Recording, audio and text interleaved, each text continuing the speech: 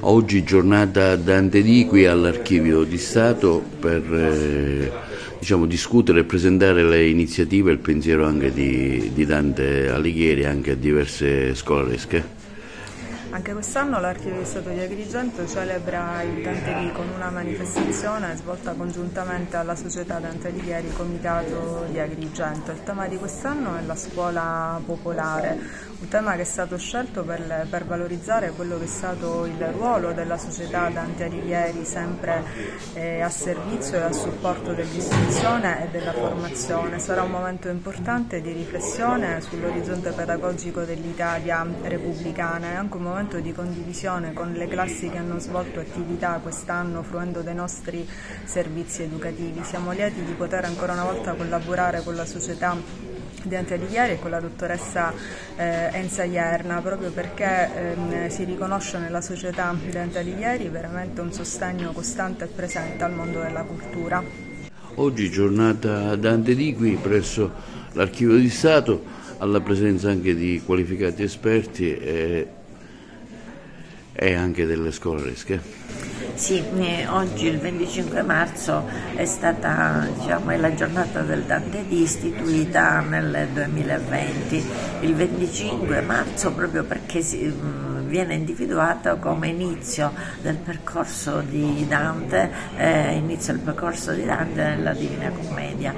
Noi con l'Archivio di Stato abbiamo siglato un protocollo d'intesa alcuni anni fa per cui molte attività vengono svolte congiuntamente e quella di oggi viene svolta proprio nell'Archivio di Stato, un luogo magico dal punto di vista di ricerca e di storia del nostro territorio, alla presenza di alcuni studenti, proprio perché pensiamo che rivolgere l'attenzione agli studenti sia un obiettivo fondamentale per raggiungere dei risultati eccellenti.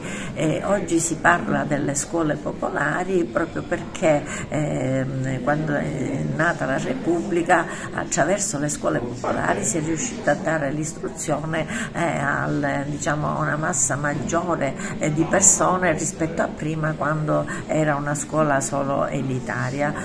Attraverso quindi la formazione degli studenti, dei giovani, si è cercato di far raggiungere quelle conoscenze, quelle competenze che potessero essere utilizzate nella forma migliore del termine e nella loro vita quotidiana per migliorare lo stato della nostra società di allora. Evidentemente le scuole popolari in quel periodo, attraverso le ricerche fatte qui nell'Archivio di Stato, sono state avviate, eseguite e quindi agevolate proprio dalla società Dante Alighieri, che aveva come obiettivo fondamentale diffondere la nostra cultura e la nostra lingua. Professore Capraro, la sua testimonianza oggi? La mia testimonianza oggi riguarda la relazione che mi spetta sviluppare questa mattina, cioè una tematica interessante che riguarda lo sviluppo della scuola, dalla scuola elitaria alla scuola per tutti.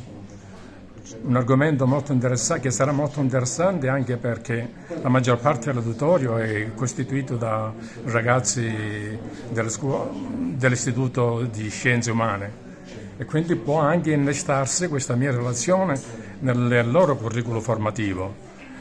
Spero che possa essere gradita e che possa essere compresa da tutti. Comunque ritengo che sia interessante poterla ascoltare. Pippo Di Falco porterà la sua testimonianza oggi a questa iniziativa del Dante Di e ci spiegherà il perché della sua presenza a questa manifestazione. Allora, diciamo che più che altro sono qua perché verrà proiettata una testimonianza di mia madre che ha 94 anni e che ha insegnato nella scuola popolare di Racalmuto. Poi naturalmente diremo alcune cose che riguardano anche Sciascia, la scuola Racalmuto, qualcosa del genere. Però diciamo che la mia è una testimonianza, più indiretta che diretta. Ok.